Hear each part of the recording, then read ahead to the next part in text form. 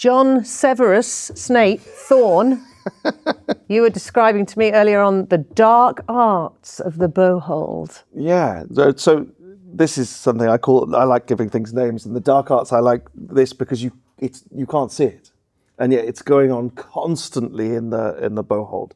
What am I talking about? When we're playing, we're using the fingers of the bow not just to guide up and down and to be relaxed and to make sound, but we're also using them to make color and emotional temperature change. Yes, and the start of that is the thumb, and I often make my thumb go that way against the frog. Okay. Most people go up, but I go down, and that gives a huge amount of control and color. So if I just exercise the thumb there, and it's just from the muscle, you can see that the stick goes against the hair. So it's the thumb you're doing there, not the index finger? No, you can do it with the index finger as well. Okay. Yes, that's fine. I can just do this, but this is for tone change. Yes. And so the thumb is going that way towards the end of the stick. And it gives you amazing control. Okay, yeah. Yeah, and so if I give you an example, you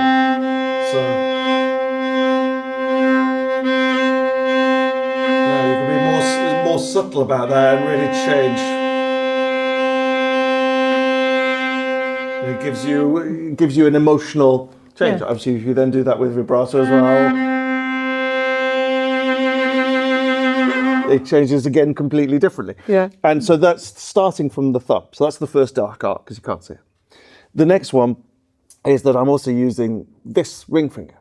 Now, I love an explanation for things. I love finding out why things work. I can't find out why this works. I've been trying to think about this for all my life, yes?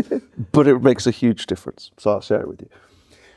If, as you're playing, you think about the pad of this finger having really good contact with the stick in specific moments where you want a particular sound, it gives you so much colour variation.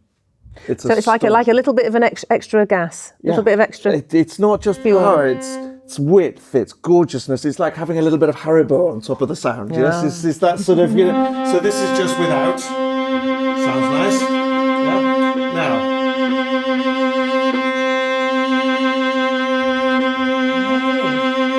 So you're pulling in with that finger at that point. Yeah, and you can feel that the bow just comes in ever so slightly there. And it just gives you an extra 2%, but it's the 2%. Yeah. Do you know what I mean? Yeah. and you're there. So it just means that if you're starting the walton, suddenly this note, you can do anything you want. I'm not saying that's how you should play that, but I liked it. but it gives you so much more control of the emotional response of what you're trying to do, and of course that comes from the music and from the composer. But as a performer, to have that and to be able to talk with your arms, I think is so important. So we're trying to use these dark arts.